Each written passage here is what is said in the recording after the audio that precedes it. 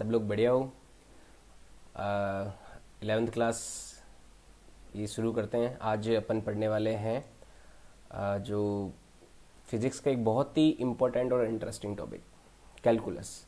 उससे पहले अभी तक अपन ने क्या क्या सीखा है? अपन ने बेसिक मैथमेटिक्स सीखा है, बेसिक ट्रिग्नोमेट्री सीखा है, फिर मैंने आपको यूनिट एंड डायमेंशन के बारे में सिखाया। यूनिट एंड डायमेंशन सीखा, डायमेंशन फार्मूला कैसे लिखा जाता है, किस तरह से निकाला जाता है, उनके एप्लीकेशंस क्या है, वो सब हमने आज तक सीखे यूनिट एंड डायमेंशन के माध्यम से। आज जो अपन टॉपिक पढ़ने वाले हैं उसका नाम है कैलकुलस। कैलकुलस कैलकुलस बहुत ही इम्पोर्टेंट टॉपिक है फिजिक्स का, एक बेसिक टॉपिक है। जैसे अगर आपको कोई कार का इंजन खोलना है, जैसे आपके पास कोई कार है या फिर कोई भी मशीन है आपके पास, उस मशीन को अगर आप खोलना चाहते हो तो उसके लिए आपको क्या चाहिए होगा? आप बोलोगे जी मुझे पेचकस चाहिए होगा, मुझे पाना चाहिए होगा, है ना, प्लास चाहिए होगा। तो अलग अलग आपको टूल्स चाहिए होंगे। तो उसी तरह से अगर मैं फिजिक्स नाम का एक कोई मशीन इमेजिन करूं कि फिजिक्स एक ऐसी मशीन है जिसे आपको खोलना है, क्योंकि देखो खोलोगे तभी तो सीखोगे। जैसे आपको इंजन के बारे में जानना है किसी, तो आपको उस इंजन को खोलना पड़ेगा। तो उसको खोलने के लिए आपको जो टूल्स चाहिए वो अलग अलग टूल्स चाहिए जो आपके टूल बॉक्स में होते हैं। तो कैलकुलस जो है, अगर मैं एक फिजिक्स नाम की मशीन को खोलना चाहूँ तो उस फिजिक्स नाम की मशीन को खोलने के लिए जो टूल चाहिए, सबसे ज़्यादा important tool, one of the most important tool, वो है कैलकुलस। यानी कि कैलकुलस संकलन इसको बोलते हैं या फिर गणना करना बोलते हैं। कैलकुलस का आविष्कार न्यूटन ने किया था। और कैलकुलस बहुत ही बड़ा टॉपिक होता है मैथ्स के हिसाब से, लेकिन फिजिक्स में इसका कहीं कहीं यूज़ होता रहता है। आगे आगे के जो चैप्टर्स पढ़ेंगे बहुत सारे डेरिवेशंस में कैलो हाई बोल देंगे। सभी को गुड मॉर्निंग। फर्स्ट लेक्चर शुरू करने वाले हैं हम आज कैलकुलस का। मेरी वॉइस वगैरह सब बढ़िया आ रही है?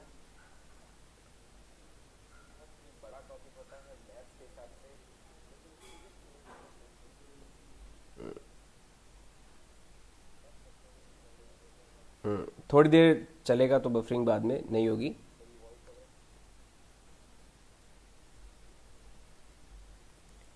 थोड़ी देर ये अगर रनिंग में आ जाएगा स्ट्रीमिंग तो उसके बाद में बफरिंग नहीं होती है। ठीक है। तो कैलकुलस को सीखने के लिए सबसे पहले मैं बात करता हूँ आपके जो टर्म्स होती है वो टर्म्स किस किस तरह की हो सकती है। तो सबसे पहले बात करते हैं हम कॉन्स्टेंट्स की। कॉन्स्टेंट्स कॉन्स्टेंट्स क्या होते हैं? ऐसे वेरिएबल्स या फिर ऐसी क्वांटिटीज जो कांस्टेंट रहती है, नियत रहती है, वो कॉन्स्टेंट्स कहलाते हैं।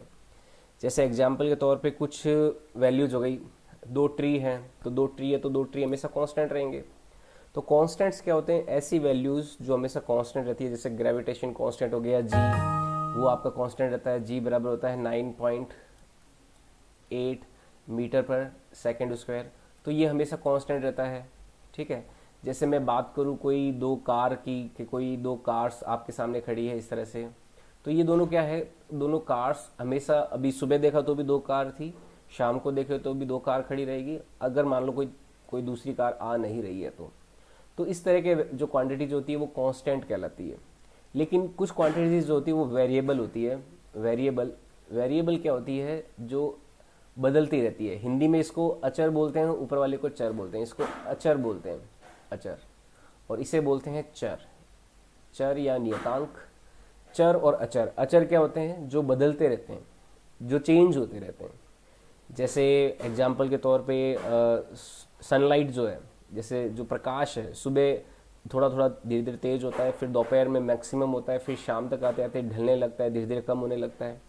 तो जो सनलाइट है उसका इंटेंसिटी जो है वो पूरे दिन भर चेंज होता रहता है। पहले कम, फिर धीरे धीरे बढ़ता है, दोपहर में मैक्सिमम होता है और फिर शाम तक आते आते वापस कम हो जाता है। तो सनलाइट यहाँ पे क्या है? एक कांस्टेंट नहीं है, एक वेरिएबल है। मैं ह्यूमिडिटी की बात करूँ तो ह्यूमिडिटी भी चेंज होता रहता है, वेरिएबल है एक। तो इस तरह से टेम्परेचर देखा जाए तो पूरे दिन भर का अगर टेम्परेचर का एनालिसिस करो तो वो भी एक चेंज होता है। तो वेरिएबल्स क्या होते हैं? जिनकी वैल्यूज चेंज होती रहती है। The quantities which keep changing, the quantities which keep changing, या फिर कीप विच कीप चेंजेस, जो बदलती रहती है। तो ऐसी क्वांटिटीज को हम वेरिएबल बोलते हैं जो बदलती रहती है, ठीक है। जैसे मैंने आपको कुछ एग्जाम्पल्स बताए। अब देखो, कांस्टेंट्स को कैलकुलेट करना तो बहुत ही आसान काम रहा है मानव इतिहास का। जब से हम मानव इतिहास शुरू हुआ, मानव इतिहास का मतलब जब से सोसाइटी बननी शुरू हुई, हम लोग आदि मानव से मनुष्य बनना शुरू हुए, मतलब उठना बैठना बोलना, भाषा का निर्माण हुआ, तो सबसे पहले जो गणित की जो कैलकुलेशंस है, कांस्टेंट्स है, उनको कैलकुलेट करना आसान काम था। उसमें कोई दिक्कत नहीं थी कि भाई मेरे सामने 4 पेड़ हैं तो मैंने 4 पेड़ को कैलकुलेट कर लिया, मेरे सामने 10 गाड़ियां तो 10 गाड़ियां मैंने कैलकुलेट कर ली। तो इस तरह से कैलकुलेशंस, कांस्टेंट्स को कैलकुलेट करना आसान काम था, ये मुश्किल नहीं था। ये एक बहुत बड़ा, कोई ऐसा नहीं था कि हमें नहीं आता था, हम चाहे आदि मानव थे शुरू से, परंतु कांस्टेंट्स को कैलकुलेट करना सबसे पहले हमने सीखा। परंतु वेरिएबल्स को कैसे आइडेंटिफाई किया जाए, उनको कैसे कैलकुलेट किया जाए, उनको कैसे हम एनालाइज कर सकते हैं, ये हमें बहुत सालों तक नहीं पता था। तो आज से लगभग 400 साल पहले, जैसे न्यूटन का आपको पता है 1600 कुछ ईस्वी में, 1615 या 1620 ईस्वी में न्यूटन का जन्म हुआ था। तो 1600 से 1700 के बीच में न्यूटन हमारे बीच में रहे थे। तो उन्होंने सबसे पहले वेरिएबल्स जो होते हैं, जो क्वांटिटीज बदलती रहती है, उनको कैसे एनालाइज किया जाए, उनके बारे में बताया। तो कांस्टेंट्स और वेरिएबल्स जो है, कांस्टेंट्स को तो कैलकुलेट करना आसान है, पर वेरिएबल्स को कैसे एनालाइज किया जाए, उनको कैलकुलेट किया जाए, उनको अंडरस्टैंड किया जाए, ये सबसे पहले किसने बताया? हमें न्यूटन ने बताया। तो इस तरह से वेरिएबल्स की जो कैलकुलेशंस हैं वो आज हम सीखने वाले हैं। और वेरिएबल्स को कितने तरह से कैलकुलेट किया जाता है, उसके लिए 2 रास्ते होते हैं। एक तो होता है डिफरेंशिएशन और एक होता है इंटीग्रेशन। जी हाँ दोस्तों, कैलकुलस में वेरिएबल्स को जो कैलकुलेट करते हैं उसके 2 वे हैं, 2 तरीके हैं। एक तो होता है डिफरेंशिएशन और एक होता है इंटीग्रेशन। डिफरेंशिएशन और इंटीग्रेशन एक दूसरे के अपोजिट 2 एक्टिविटीज होती है, 2 आपके टूल्स होते हैं।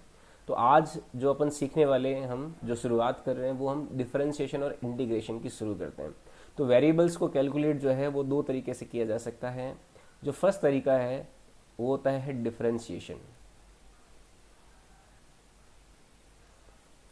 डिफरेंशिएशन इसे कहते हैं अवकलन, हिंदी में इसे अवकलन बोला जाता है। जो दूसरा तरीका होता है वेरिएबल्स को कैलकुलेट करना, एनालाइज करना, उसे कहते हैं इंटीग्रेशन, इसे कहते हैं समाकलन। तो ये 2 तरीके होते हैं वेरिएबल्स को कैलकुलेट करने के। सबसे पहला जो तरीका है डिफरेंशिएशन, वो आज हम शुरू करेंगे। तो मैं लेता हूं डिफरेंशिएशन के बारे में। सबसे पहला तरीका आज हम शुरू करने वाले हैं डिफरेंशिएशन, यानी कि अवकलन। क्या होता है अवकलन, उसके बारे में आज हम सीखेंगे। हमने कांस्टेंट्स और वेरिएबल के बारे में सीखा, अब हम डिफरेंशिएशन, अवकलन के बारे में सीखेंगे। तो अवकलन के बारे में सीखने के लिए मैं कुछ फंक्शंस के बारे में बात करना चाहूँगा। सबसे पहले देखते हैं फंक्शंस क्या होते हैं। फंक्शंस, फंक्शन यानी कि फलन। गणित में एक टर्म होती है फंक्शन, उसके बारे में समझते हैं कि ये क्या होता है। फंक्शन एक तरह से, जैसे आपने जूस की मशीन अगर देखी हो, अगर आप मान लो कभी शेकअप पीने गए हो या फिर कभी कोई जूस की दुकान गए हो, तो आपने जूस की मशीन अगर देखी है, तो जूस की मशीन में अगर मैं गाजर को डालता हूँ तो मेरे पास किसका जूस निकलता है बाहर? गाजर का जूस बाहर निकलता है। अगर मान लो मैं कोई टमाटर डालता हूँ तो टमाटर का जूस बाहर निकलेगा। अगर मैं पाइनएप्पल डालूं और दूध डालूं फिर शेक बनाऊं तो शेक जो है मेरे को बाहर आता हुआ निकलेगा। तो फंक्शन एक तरह से कुछ मशीन होता है, मैथमेटिकल मशीन्स होती है, जिसमें आप कुछ इनपुट देते हो और कुछ आउटपुट देते हो।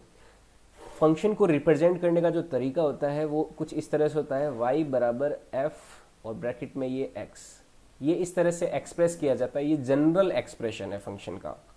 यहाँ पे जो ये x होता है ये तो होता है हमारा इनपुट, और यहाँ पे जो ये y होता है ये हमारा होता है आउटपुट। फंक्शन में ये जो f है, ये f क्या होता है? ये फंक्शन होता है, ये कुछ भी हो सकता है। यहाँ पे f की जगह log आ सकता है, तो y बराबर log x जो है वो लॉगरिदम फंक्शन हो गया। यहाँ पे f की जगह साइन आ सकता है, तो फंक्शन कौन सा हो गया? साइन हो गया, ठीक है। यहाँ पे कुछ भी हो सकता है, ये फंक्शन किसी भी तरह का एक वे हो सकता है x इनपुट देने पे y का आउटपुट आने का। x यहाँ पे इनपुट है और y आउटपुट है। मैं आपको फंक्शन के एग्जाम्पल्स जब दूंगा तब आप इसको और अच्छे से क्लियरली समझ पाओगे। जैसे एग्जाम्पल के तौर पे y बराबर x, ये सबसे साधारण फलन का उदाहरण है। यानी कि इसमें मैं अगर इनपुट देता हूं 1 2 3, तो मुझे आउटपुट देखो क्या मिलेगा। मैं इनपुट और आउटपुट की अगर इसमें टेबल बनाऊं तो इनपुट देता हूं मैं और कुछ आउटपुट एक्सपेक्ट करता हूं, तो y बराबर x में देखो इनपुट अगर 1 दिया तो आउटपुट भी कितना मिलेगा, 1 मिलेगा। इनपुट अगर मैं -1 देता हूं तो आउटपुट भी कितना मिला, -1 मिलेगा। इनपुट -2 देता हूं तो आउटपुट भी -2 मिलेगा। इनपुट अगर मैं +2 देता हूं तो आउटपुट मुझे +2 मिलेगा। तो ये सबसे सिंपलेस्ट फॉर्म है किसी फंक्शन की। जैसे मैं y बराबर x ले रहा हूँ और एग्जाम्पल लेता हूँ फंक्शंस के। जैसे एग्जाम्पल के तौर पे फंक्शन का एग्जाम्पल लिया y बराबर x²। ये भी एक तरह का फंक्शन है। इसमें देखो मैं इन और आउट की टेबल बनाता हूँ, इन आउट का टेबल बनाया। तो इनपुट मैं अगर देता हूँ 1 तो मुझे y क्या मिलेगा, 1 मिलेगा। अगर इनपुट मैं देता हूँ 2 तो y मुझे क्या मिलता है, यहाँ पे 4 मिलता है। इनपुट देता हूँ 3 तो y मुझे कितना मिलेगा, यहाँ पे 9 मिलेगा। अगर इनपुट मैं देता हूँ -2, यहाँ पे मैं x की जगह -2 रखता हूँ तो -2 का स्क्वायर कितना हो जाएगा, वापस 4 हो जाएगा। इसी तरह से इनपुट अगर मैं -3 रखता हूँ तो आउटपुट कितना मिल रहा है मुझे, वापस 9 मिलेगा। तो ये है y बराबर x² का इनपुट आउटपुट टेबल। मैं और फंक्शन ले सकता हूँ जैसे ट्रिग्नोमेट्री। ये तो है एल्जेब्रिक फंक्शन जिसमें एल्जेब्रा इन्वॉल्व है, y बराबर x, y बराबर x²। तो ये एल्जेब्रिक फंक्शंस हैं जिनकी मैंने इनपुट और आउटपुट टेबल बताई। जैसे y बराबर x सबसे सिंपलेस्ट फॉर्म का एक फंक्शन हो गया। y बराबर x², थोड़ा सा हमने एक्स्ट्रा लिया। यहाँ पे y बराबर x³ भी हो सकता है, y बराबर x⁴ भी हो सकता है, कुछ भी हो सकता है। इस तरह के जो फंक्शंस हैं वो एल्जेब्रिक फंक्शन कहलाते हैं, बीज गणितीय फलन कहलाते हैं। जैसे इनको क्या बोलेंगे, जैसे ये बीज गणितीय फलन कहलाते हैं। मैं और भी बीज गणितीय फलन का एग्जाम्पल दे सकता हूँ। जैसे y बराबर है x² + 1/2x। तो ये भी एक एल्जेब्रिक फंक्शन का एग्जाम्पल है, y बराबर x² + 1/2x। इसका इनपुट आउटपुट टेबल बनाओगे तो वो बहुत ही अलग बनेगा। जैसे मैं x बराबर 1 रखता हूँ तो यहाँ पे y आ जाएगा मेरा 1 + 1 2/2 डिवाइडेड बाय 1, तो y 1 आ जाएगा। अगर x बराबर मैं 2 रखता हूँ तो 2 का स्क्वायर 4, 4 + 1 5, 5 डिवाइडेड बाय 2 × 2 4। तो यहाँ पे y की वैल्यू क्या आ जाएगी, y की वैल्यू आ जाएगी 2 रखा तो 4, 5 डिवाइडेड बाय 4। तो यहाँ पे ये y हमारा आउटपुट आ जाएगा। ठीक है, तो इस तरह से मैं 1 मिनट इसको थोड़ा यहाँ पे आगे लिख देता हूँ। जो y का आउटपुट वैल्यू है इसे मैं नीचे लिख देता हूँ। तो यहाँ से y बराबर हमारा आउटपुट कितना आ गया, 5/4। तो इस तरह के फंक्शंस जो हैं वो एल्जेब्रिक फंक्शंस कहलाते हैं। मैं कुछ और फंक्शंस के आपको एग्जांपल जैसे देता हूँ, हमने वैसे पढ़े हैं बेसिक्स में। जैसे लॉगरिदम फंक्शंस जो होता है, जैसे y बराबर हो गया log x, ये क्या होता है आपका लॉगरिदम फंक्शन होता है। इसमें x की कुछ वैल्यूज रखते हैं, उससे y में आउटपुट मिलता है। जैसे हमने log जब पढ़ा था बेसिक्स में, तो log 1 की वैल्यू क्या होती है, 0 होती है। तो x बराबर मैं 1 रखता हूँ तो y बराबर मुझे क्या मिलेगा, 0 मिलेगा। ठीक है, और x बराबर अगर मैं रखता हूँ कोई 2 तो y बराबर मिलेगा मुझे 0.303, इस तरह से मिलता है। x बराबर मैं अगर 3 रखता हूँ तो मुझे y की वैल्यू कुछ मिलती है 0.47, है ना, 0.47। तो यहाँ पे ये लॉगरिदम फंक्शन कहलाता है। इसी तरह से दूसरे फंक्शंस जैसे ट्रिग्नोमेट्रिक फंक्शन की बात करूँ तो y बराबर sin x, ये ट्रिग्नोमेट्रिक फंक्शंस कहलाते हैं। sin x हो गया, cos x हो गया, कुछ भी हो गया। ठीक है, cos x, tan x, sec x, cosec x, तो ये ट्रिग्नोमेट्रिक फंक्शंस कहलाते हैं। इसमें जैसे मैं x की वैल्यू को 0 रखता हूँ तो y मुझे 0 मिलेगा। x की वैल्यू को मैं अगर रखता हूँ मान लो कोई 30 डिग्री तो y मुझे मिलेगा यहाँ पे 1/2। sin 30 की वैल्यू 1/2 होती है। x की वैल्यू मैं 60 डिग्री रखूँ तो y मुझे आउटपुट मिलेगा √3π/2। तो इस तरह से ये कहलाते हैं आपके ट्रिग्नोमेट्रिक फंक्शंस। पहले एल्जेब्रिक फंक्शंस हो गया, लॉगरिदम फंक्शंस हो गए, ट्रिग्नोमेट्रिक फंक्शंस हो गए। तो यहाँ पे x और y जो होते हैं ना वो वेरिएबल्स होते हैं, क्योंकि देखो x की वैल्यू चेंज हो रही है। x की वैल्यू कुछ वैल्यू जो है यहाँ पे जो इनपुट है हमारा x, वो हमारा चेंज हो रहा है, उसके चेंज होने से हमारा आउटपुट जो है वो भी चेंज हो रहा है। तो इस तरह का जो फिनोमिना है, यहाँ पे जो x है हमारा इनपुट, ये जैसे जैसे चेंज हो रहा है वैसे वैसे हमारा ये जो आउटपुट है y वो भी चेंज हो रहा है। और इसके बीच में इन इन दोनों को रिलेट कौन कर रहा है, हमारा फंक्शन कर रहा है। तो यहाँ पे x और y दोनों क्या कहलाते हैं, वेरिएबल्स कहलाते हैं। x एंड y क्या कहलाते हैं, यहाँ पे वेरिएबल्स कहलाते हैं, अचर कहलाते हैं, वेरिएबल्स अचर। ठीक है, जो नियत नहीं है, नियतांक नहीं है। तो यहाँ पे क्या होता है, हमें कैलकुलस का सहारा लेना होता है x और y को और ज़्यादा अगर हमें एनालाइज करना है तो। अगर x और y को और ज़्यादा एनालाइज करना है तो हमें कैलकुलस का सहारा लेना होता है। और सबसे पहला जो एनालाइज करने वाला टूल है वो है डिफरेंशिएशन, हम उसे सीखेंगे। यहाँ तक किसी को कोई सवाल हो, किसी तरह का प्रश्न हो तो पूछ सकता है। x को चेंज कर रहा हूँ तो जो y में चेंज हुआ वो चेंज कितना हुआ, उस चेंज की दर क्या है, बदलाव की जो रेट है वो कितनी है, वो क्या कहलाता है, हमारा डिफरेंशिएशन कहलाता है। तो डिफरेंशिएशन क्या होता है, मैं पहले डिफरेंशिएशन की डेफिनेशन आपके सामने रख देता हूँ, उसके बाद में हम इसको सीखेंगे कि ये क्या है डिफरेंशिएशन। डिफरेंशिएशन की जो डेफिनेशन होती है वो होती है कि एक कोई वेरिएबल, एक क्वांटिटी जो चेंज हो रही है किसी दूसरी क्वांटिटी के रिलेटिव में फॉर ए स्मॉल चेंज, यानी कि जो वेरिएबल्स हैं आपके जो बदल रहे हैं, जैसे x और y जब बदल रहे हैं तो उनका जो स्मॉल चेंज हो रहा है, जो छोटा परिवर्तन हो रहा है, उस छोटे परिवर्तन की जो दर है वो हमारा डिफरेंशिएशन कहलाता है। तो डिफरेंशिएशन क्या होता है, it is rate of change, it is rate of change for a physical quantity,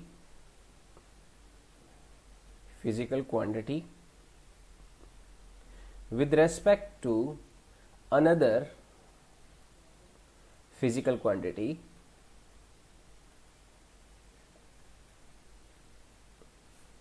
क्या है इसमें, यहाँ पे rate of change for a physical quantity, किसी एक फिजिकल वाली क्वांटिटी में बदलाव के परिवर्तन की दर with respect to another physical quantity, किसी दूसरी फिजिकल क्वांटिटी के सापेक्ष, when change in physical quantity is very small, physical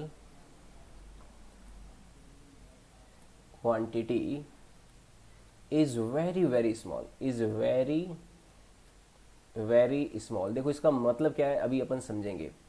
एक किसी फिजिकल क्वांटिटी में जो चेंज है, रेट ऑफ चेंज किसी दूसरी फिजिकल क्वांटिटी के सापेक्ष जब जो चेंज है वो बहुत ज़्यादा छोटा हो, तो ऐसी स्थिति को हम क्या बोलते हैं, यहाँ पे डिफरेंशिएशन हम कहते हैं। ठीक है, इसको भी हम समझेंगे कि ये डेफिनेशन का मतलब क्या है, ये कैसे आती है और इससे अपन क्या क्या सीख सकते हैं आगे, ये रेट ऑफ चेंज क्या है आखिर। ठीक है, हिंदी में एक बार मैं इसकी डेफिनेशन बोल देता हूँ कि यह किसी एक भौतिक राशि की किसी दूसरी भौतिक राशि के सापेक्ष बदलाव की दर है, जब भौतिक राशियों में बदलाव या परिवर्तन बहुत बहुत कम हो, इनफाइनाइटली स्मॉल हो। इसका मतलब हम समझेंगे थोड़ी देर में। जैसे रेट ऑफ चेंज क्या होता है, बदलाव में परिवर्तन की दर क्या होता है, सबसे पहले वो लेते हैं। रेट ऑफ चेंज ये समझते हैं क्या होती है, रेट ऑफ चेंज, बदलाव या फिर परिवर्तन की दर। जैसे कोई फंक्शन है जिसमें x और y इनपुट जाना है, आउटपुट जाना है, तो मान लो x1 जो है मेरा वो x2 से तक बदला है। x1 पहले था, फिर वो किस में बदल गया, x2 में बदल गया, और y1 जो है मेरा वो कोई y2 में बदल गया। पहले x1 था, x1 से x2 हो गया, और उसके कॉरस्पॉन्डिंग जो y में चेंज आया वो क्या हो गया, वो y1 से y2 हो गया। तो देखो x में भी परिवर्तन आया और y में भी परिवर्तन आया। अब ये जो परिवर्तन आता है उसको हम दिखाते हैं डेल्टा x से। तो डेल्टा x बराबर क्या हो जाएगा, x में परिवर्तन, ये कितना हो जाएगा, x2 माइनस x1। और जो y में परिवर्तन आया उसको दिखाते हैं डेल्टा y से।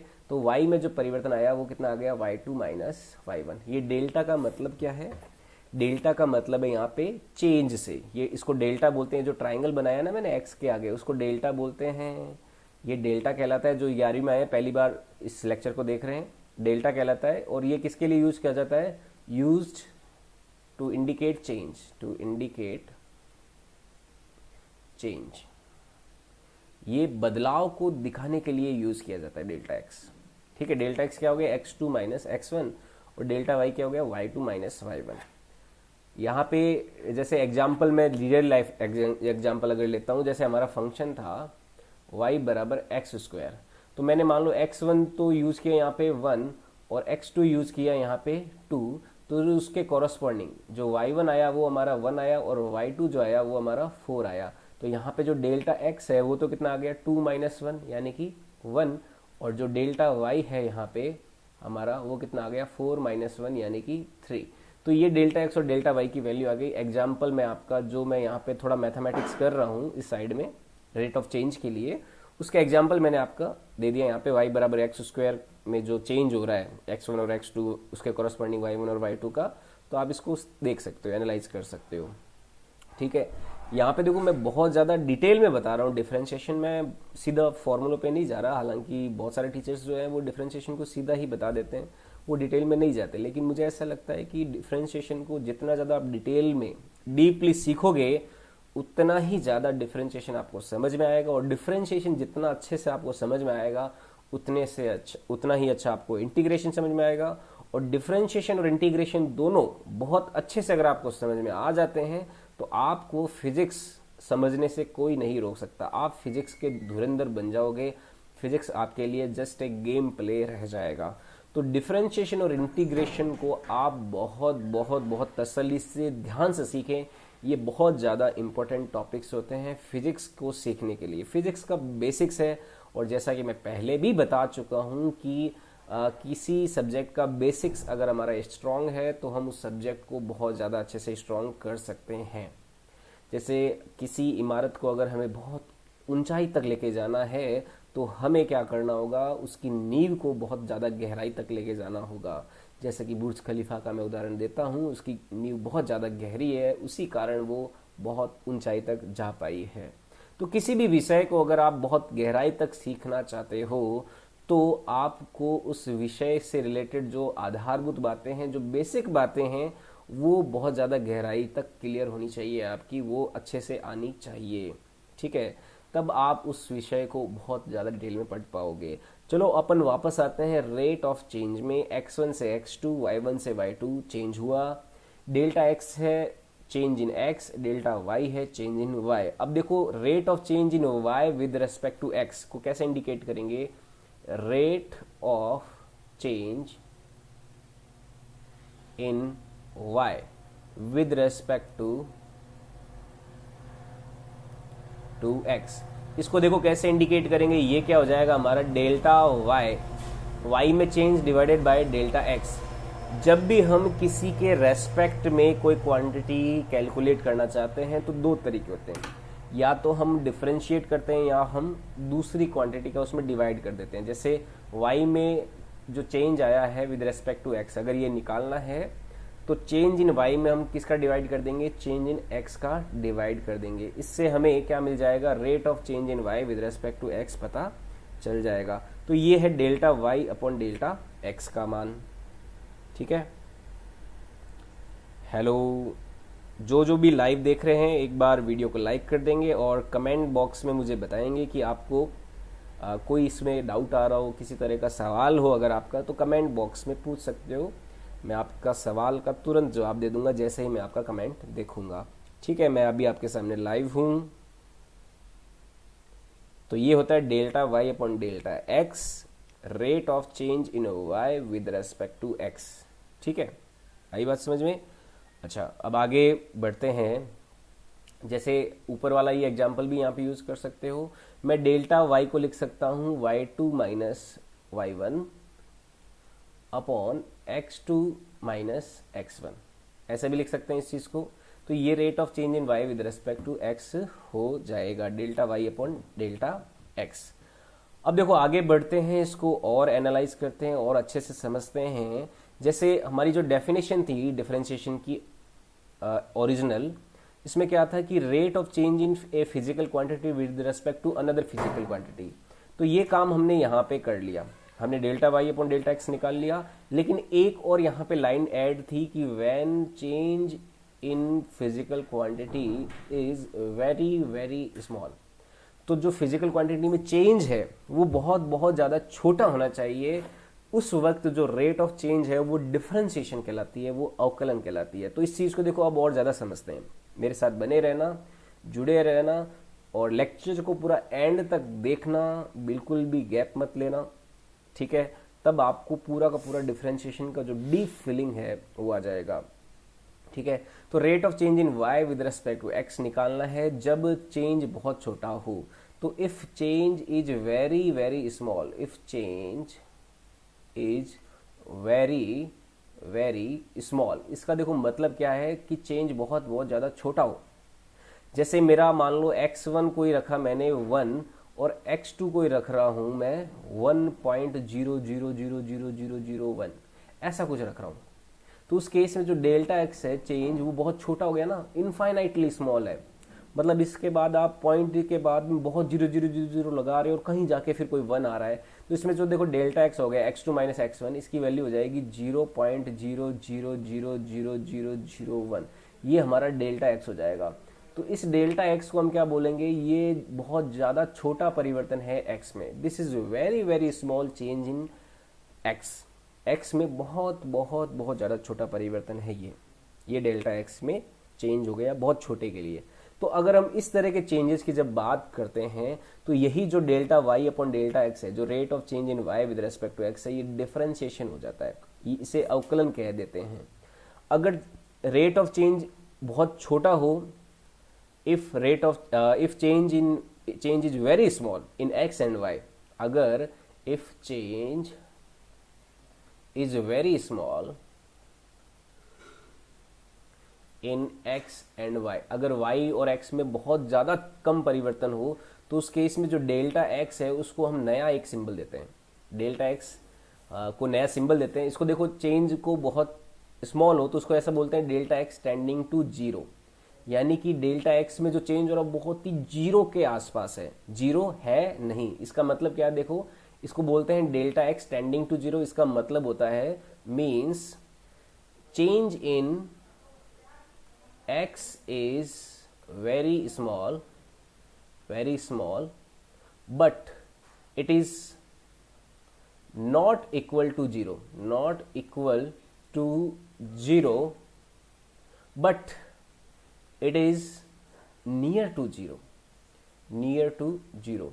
ये जीरो नहीं है लेकिन जीरो के जस्ट पास में है। Delta x tending to zero का मतलब क्या है कि जो एक्स में चेंज हुआ है, जो एक्स में परिवर्तन आया है वो जीरो के लगभग है, जीरो नहीं है, जीरो के लगभग है। इसको बोलते हैं delta x tending to zero. Delta x zero की ओर अग्रसर हो रहा है। उस स्थिति में जो हमारे सिंबल्स होते हैं, हम न्यू सिंबल्स का भी यूज करेंगे। सिंबल्स हम नए यूज करने वाले हैं। यहाँ पे हम डेल्टा एक्स को तो लिख देंगे dx और जो डेल्टा y है इसे हम लिख देंगे dy। इस केस में जो सिंबल्स हैं, जो डेल्टा एक्स, देखो डेल्टा एक्स जो है वो लार्ज चेंज के लिए यूज होता है और यहाँ पे जो dx है वो स्मॉल चेंज के लिए यूज होता है। ये बात आप ध्यान रखना, याद कर लीजिए इस बात को। क्या डेल्टा एक्स तो बड़े चेंज के लिए यूज होता है और dx किसके लिए यूज होता है, छोटे स्मॉल चेंज के लिए यूज होता है। और डेल्टा y बड़े के लिए और dy स्मॉल चेंज के लिए यूज होता है। तो मैं यहाँ पे जो डेल्टा y अपॉन जो डेल्टा x था, इसको देखो ऐसे लिख सकता हूँ delta x tending to zero. तो इस पूरे को मैं ऐसे लिख सकता हूँ, इसको लिमिट बोला जाता है, लिमिट। यहाँ पे लिमिट लिखने का मतलब क्या है कि मैंने कंट्रोल कर रखा है, डेल्टा x को जीरो होने नहीं दिया है, ठीक है। वो जीरो होने ही वाला है पर मैंने उसको जीरो होने नहीं दिया है। ये बड़ी ही विचित्र बात लगती है पर मैं डिफरेंशिएशन की जो गहराई वाली बातें हैं उसको समझा रहा हूँ। आप सोचिए जैसे एक टेम्परेचर अपना दिन भर का चेंज होता है, तो टेम्परेचर चेंज होने के लिए अब ऐसे तो नहीं है कि सीधा 30 डिग्री से 25 डिग्री हो गया, तो 30 से वो 29 भी नहीं हुआ, 30 से पहले हुआ 29 पॉइंट समथिंग 29.99999 ऐसे कुछ हुआ होगा, फिर 29.98 हुआ होगा। तो कितना इनफाइनाइटली स्मॉल चेंज धीरे धीरे धीरे धीरे होता होता होता वो कहाँ तक पहुंचता है, 25 डिग्री तक पहुंचता है। तो इस वजह से डिफरेंशिएशन जो होता है उसमें हम कंट्रोल किए हुए हैं कि हम जो चेंज है वो जीरो नहीं करें। अच्छा, चेंज जो जीरो हो जाता, इनफाइनाइटली स्मॉल चेंज जीरो हो जाता, तो वो क्वांटिटी चेंज होती नहीं, वहीं पे रुक जाती है ना, कांस्टेंट बन जाती।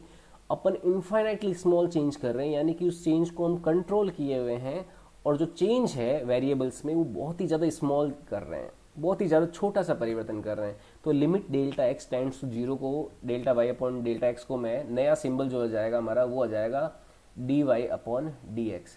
तो ये क्या कहलाता है, y का x के सापेक्ष डिफरेंशिएशन, इसको बोलते हैं d y upon d x. ये क्या कहलाता है, डिफरेंशिएशन ऑफ, मैं नया कलर यूज कर लेता हूँ आपके लिए, आपको अच्छा लगेगा, differentiation of y with respect to x। ये कहलाता है differentiation of y with respect to x d y upon d x. तो ये डिफरेंशिएशन का बेसिक फीलिंग है कि डिफरेंशिएशन को क्यों शुरू किया गया था, डिफरेंशिएशन होता कहाँ क्या है, और इसमें जो d y upon d x है इसका मतलब क्या है, delta y upon delta x है तो उसका क्या मतलब है। ये दोनों आपस में अलग अलग क्वांटिटीज है। Delta y upon delta x भी क्या है, rate of change in y with respect to x. ये है कि वाई में एक्स के सापेक्ष परिवर्तन की दर बिल्कुल है क्या, delta y upon delta x. परंतु जो d y upon d x है ये क्या है, ये भी y में x के सापेक्ष बदलने की दर है, परंतु यहाँ पे जो चेंज है x और y में वो क्या होना चाहिए, बहुत ज़्यादा स्मॉल होना चाहिए, बहुत ज़्यादा छोटा होना चाहिए। तो ये d y upon d x कहलाता है differentiation of y with respect to x। ठीक है, अब देखो यहाँ तक तो मैंने आपको एक जो कहानी सुनाई है डिफरेंशिएशन के बारे में, रेट ऑफ चेंज के बारे में, कैलकुलस शुरू किया, फिर डिफरेंशिएशन, इनपुट आउटपुट फंक्शन, फिर फंक्शन के टाइप्स बताए, फिर डेफिनेशन बताया डिफरेंशिएशन का, फिर रेट ऑफ चेंज बताया, स्मॉल रेट ऑफ चेंज, फिर सिंबल्स बताए, और फाइनली हम d y upon d x तक पहुंच गए। तो ये एक बेसिक एनालॉजी आपको पता होनी चाहिए। अब आपको क्वेश्चंस जो हैं डिफरेंशिएशन के वो सॉल्व कैसे किए जाएं, उसके लिए मैं आपको कुछ फॉर्मूले बता रहा हूं डिफरेंशिएशन के। ये फॉर्मूले आपको एग्जैक्टली डिटो याद रखने हैं बिना किसी डाउट के, क्योंकि आप फिजिक्स भी जो फिजिक्स पढ़ रहे हैं उसमें मैथ्स के बच्चे भी हैं और बायो के बच्चे भी हैं। तो फिजिक्स और मैथ्स दोनों तरह के बच्चे मेरा वीडियो देख रहे हैं। तो मैथ्स वाले जो बच्चे हैं उनको डिफरेंशिएशन और इंटीग्रेशन बहुत ज़्यादा डिटेल में मिलता है। जब वो 12th क्लास में जाते हैं तो उनकी एक बुक लगती है, वहाँ पे डिफरेंशिएशन इंटीग्रेशन को आपको पूरा शास्त्रार्थ हो जाएगा आपके साथ, आप एकदम ही पूरा डूब के उसमें पढ़ सकते हो डिफरेंशिएशन इंटीग्रेशन को। लेकिन अभी अपन जो डिफरेंशिएशन और इंटीग्रेशन पढ़ रहे हैं वो फिजिक्स के हिसाब से पढ़ रहे हैं, फिजिक्स को सोच के पढ़ रहे हैं। तो हमें डिफरेंशिएशन को उतना ही सीखना है जितना हमें फिजिक्स में काम आएगा। तो मैं सीधे यहाँ पे कुछ फॉर्मूले आपके सामने रखूंगा, इन फॉर्मूलों को आपको एग्जैक्टली डिट्टो याद कर लेना है बिना किसी दूसरे अदर थॉट के। अगर आपको ये फॉर्मूले याद है तो आप डिफरेंशिएशन का फिजिक्स में कहीं पे भी यूज कर सकते हो, आपको यूज करते वक्त बिल्कुल भी परेशानी नहीं होगी, आपको डर नहीं लगेगा। ये बात मैं आपको लिख के दे देता हूँ। ये फॉर्मूले कहाँ से आए, क्यों आए, इनका जवाब आपको मैथ्स में मिलेगा और मैथ्स वाले बच्चों को मिलेगा। बायो वाले जो बच्चे हैं उनको इनका जवाब कभी नहीं मिलेगा। हो सके तो आप मैथ्स वाले जो कभी आपके बच्चों से संपर्क में आए तो उनसे आप इंटरेक्शन जब करोगे तो वो आपको इन फॉर्मूलों के डेरिवेशन बता सकते हैं, परंतु अपने स्कोप के हिसाब से इन फॉर्मूलों के डेरिवेशन अपन को नहीं करने हैं। तो मैं सीधे ही डिफरेंशिएशन के कुछ इंपॉर्टेंट फॉर्मूले आपको बताऊंगा। तो सम इम्पोर्टेंट फॉर्मूलाज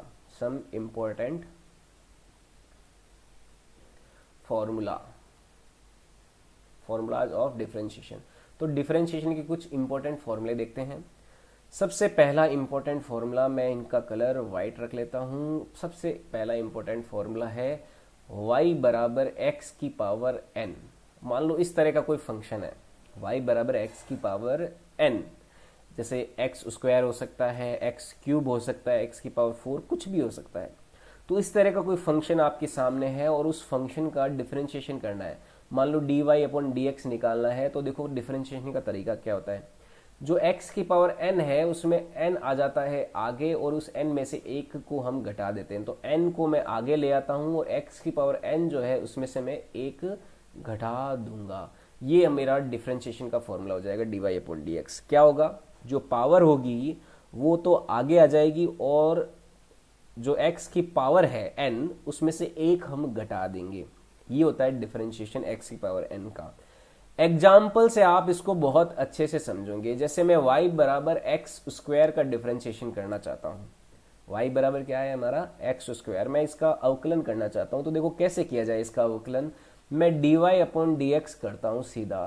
तो dy अपॉन डी एक्स में देखो एक्स स्क्वायर है, तो स्क्वायर क्या आ जाएगा, आगे आ जाना चाहिए, पावर जो होती है वो आगे आ जाती है, तो 2 आगे आ जाएगा, और 2 में से 1 घट जाएगा, 2 माइनस 1, तो ये हो जाएगा 2x की पावर 1, या फिर इसको ऐसे लिख सकता हूँ मैं सीधा 2x, ऐसा सीधा लिख सकता हूँ, 2x हो जाएगा। तो ये एक एग्जाम्पल हो गया एक्स स्क्वायर का। ऐसे ही मैं दूसरे एग्जाम्पल लेता हूँ आपके बीच। जैसे y बराबर एक्स क्यूब है, तो इसका देखो डिफरेंशिएशन क्या हो जाएगा, d y upon d x. अगर करते हैं तो मैं 3 को आगे ले आऊंगा और 3 में से 1 घटा दूंगा, तो ये हो जाएगा 3x स्क्वायर। बहुत आसान है, पावर को आगे लाओ और उस पावर में से 1 घटा दो। एक्स स्क्वायर का 2x हो गया, एक्स क्यूब का 3x स्क्वायर हो गया। इसी तरह से y बराबर मैं x की पावर 4 लेता हूं, तो d y upon d x क्या हो जाएगा, 4 आगे ले आऊंगा और 4 में से 1 घटा दूंगा, तो कितना बच जाएगा 3, तो 4x क्यूब आ गया। तो इस तरह से डिफरेंशिएशन किए जाते हैं x की पावर n के। मैं आपको एक बहुत ही इंपॉर्टेंट डिफरेंशिएशन यहाँ पे डिस्कस करना चाहूँगा। अगर y बराबर केवल x हो तो इसका डिफरेंशिएशन क्या होगा।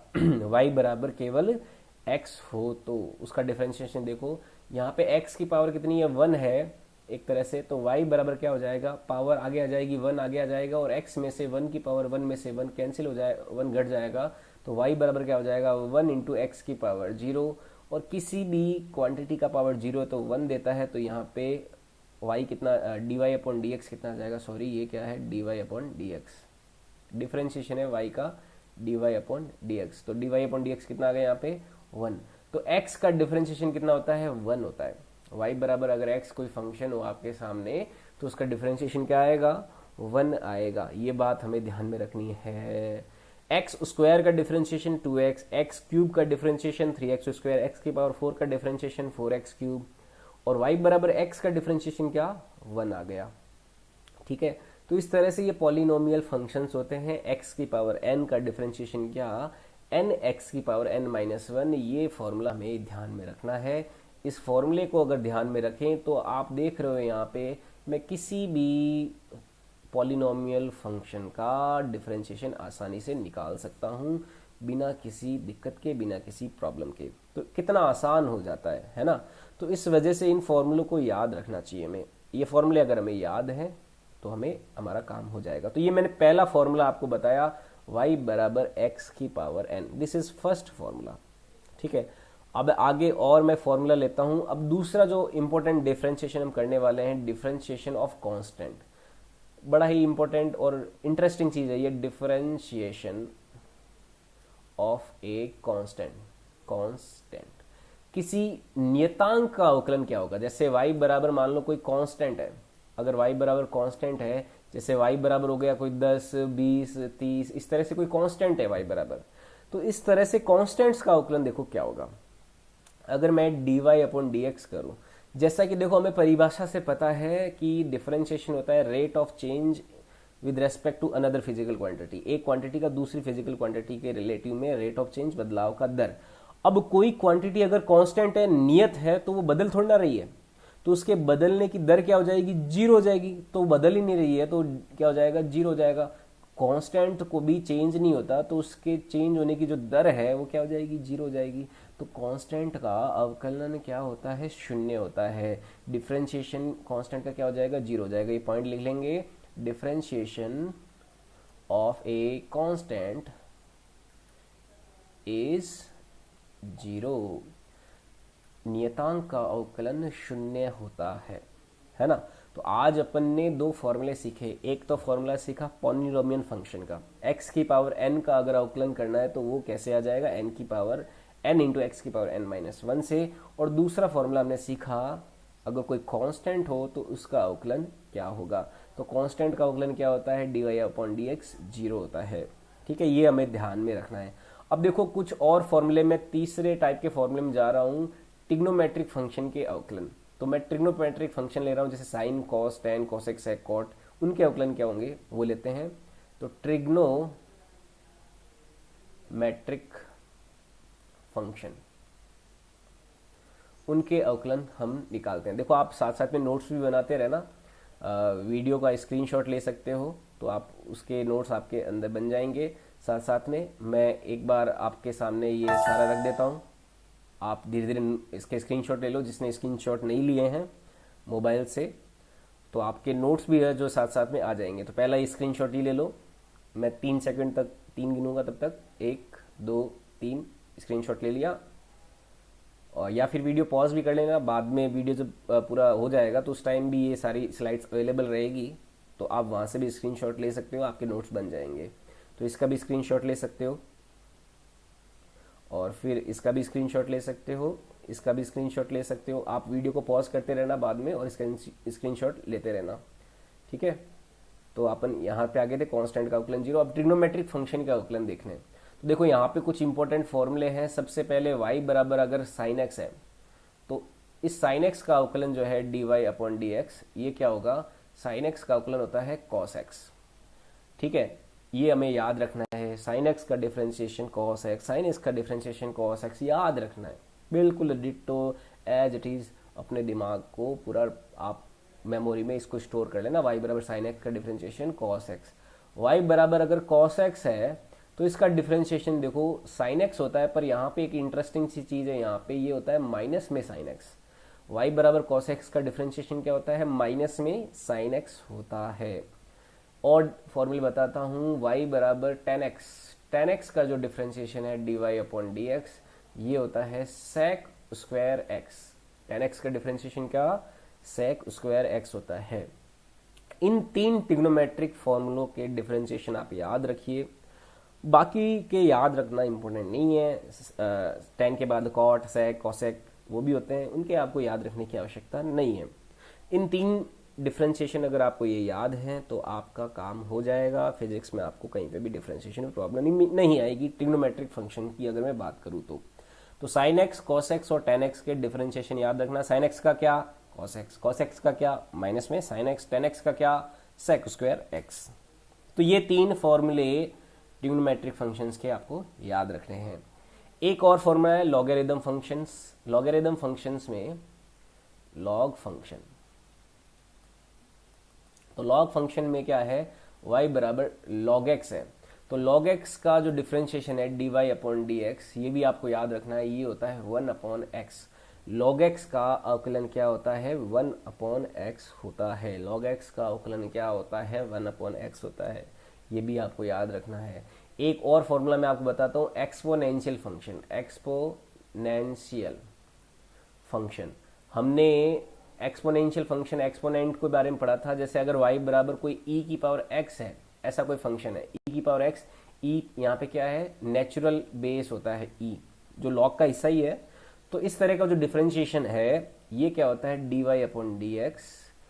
इसमें एक बड़ा ही मैजिकल चीज होती है, ये e की पावर x का डिफरेंशिएशन है वो e की पावर x ही रहता है, कुछ चेंज नहीं आएगा। e की पावर x का डिफरेंशिएशन क्या, e की पावर x ही रहेगा। log x का डिफरेंशिएशन क्या, 1 अपॉन एक्स है। e की पावर x का क्या, e की पावर x। साइन x का क्या, cos x, cos x का क्या, माइनस में साइन x। tan x का क्या, sec स्क्वायर x।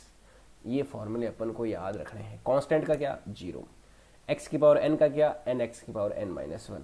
तो ये फॉर्मूले आपको डिफरेंशिएशन के याद रखने हैं। आपको ये फॉर्मूले याद है तो फिर जयराम जी की कुछ नहीं होगा, आपको मेरी गारंटी है।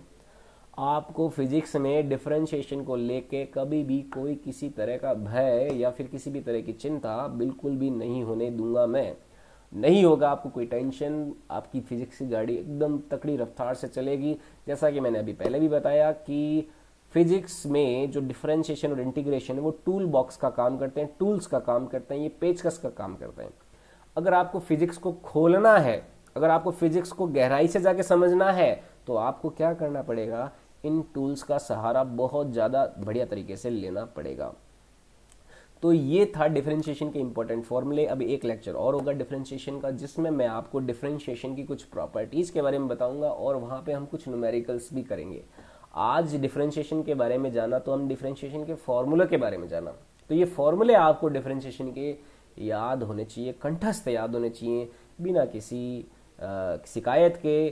कभी भी आपको ऐसा नहीं लगना चाहिए कि आपको ये फॉर्मूले याद नहीं है, तो आपको फिजिक्स में दिक्कत आ सकती है आगे। ये फॉर्मूले याद है तो आपका डिफरेंशिएशन क्लियर है और आगे भी आपको कोई प्रॉब्लम नहीं आएगी। तो आज के लिए मैं इतना ही रखता हूँ। आज के इस लेक्चर में किसी को कोई डाउट है तो पूछ सकता है, मैं कमेंट्स चेक कर रहा हूँ। किसी भी विद्यार्थी को जो हमारा लाइव देख रहा है उसे अगर किसी प्रकार का डाउट है तो पूछ सकता है। यस, गुड मॉर्निंग संजय, अमर, माजिद हेलो, कार्लोस हुरेटेला, ओहो, ललित, लाली कलाल हेलो, सभी को गुड मॉर्निंग। और अच्छे से पढ़िए, ध्यान से पढ़िए, मस्त होकर पढ़िए। कोई किसी को प्रकार का डाउट नहीं होना चाहिए। मेरे ख्याल से मैंने आपको सारी चीज़ें अच्छे से बता दी है, तो आपको किसी प्रकार का डाउट नहीं होगा। और आगे वाले लेक्चर में हम और अच्छे से इसको सीखेंगे और बढ़िया तरीके से सीखेंगे। और बने रहिए, वीडियो को लाइक ज़रूर करें, अपने दोस्तों के साथ शेयर भी करें। लॉकडाउन की वजह से थोड़ा आना जाना पॉसिबल नहीं हो पा रहा था, तो हमारे साइट ऑन एजुकेशन के जो दूसरे वीडियो लेक्चर्स हैं आप देख रहे हो वो लाइव पूरे बोर्ड पे आ रहे हैं। लेकिन अभी मैं ये थोड़ा एक नया टेक्नोलॉजी सॉफ्टवेयर मैंने यहाँ पे इंस्टॉल किया अपने घर पे ही, तो इससे मैं आपको घर से ही क्या पढ़ा ऑनलाइन क्लासेस दे रहा हूँ यूट्यूब पे लाइव। तो इसमें भी धीरे धीरे हम एडेप्ट कर लेंगे इसको भी, इसमें भी हमें अच्छे से समझ में आ जाएगा। इससे क्या है कि बाहर आना जाना थोड़ा कम रहेगा, क्योंकि कोरोना चल रहा है जैसा कि आपको पता है, वैश्विक महामारी है। तो हमको सभी को इसमें सहयोग देते हुए अच्छे से आगे बढ़ना है। किसी को कोरोना नहीं होना चाहिए, हम सबको अपने आप को बचाना है, अपने आप को सोशल डिस्टेंसिंग के साथ मेंटेन रखना है, हाइजीन का ख्याल रखना है, सैनिटाइजर का यूज़ करना है। और आप लोगों की तैयारी जो है वो लगातार अच्छे से चलती रहे। मैं इसी कामना के साथ आज का अपना लेक्चर यहीं पे समाप्त करता हूँ। Thank you very much. आपको कैसा लगा, किस प्रकार का आपका फीडबैक है आज के इस लेक्चर को अटेंड करने का, आप कमेंट सेक्शन में ज़रूर दे सकते हैं। मैं आपके कमेंट को रीड करूँगा और जितना इंटरेस्टिंग हो सकता है, जितना मज़ेदार हो सकता है लेक्चर, मैं कोशिश करूँगा कि आप तक जुड़ पाऊँ, आपको आपके सवालों के जवाब मैं अच्छे से दे पाऊँ। Thank you very much. Tata bye bye. आज के लिए इतना ही, मिलते हैं नेक्स्ट क्लास में।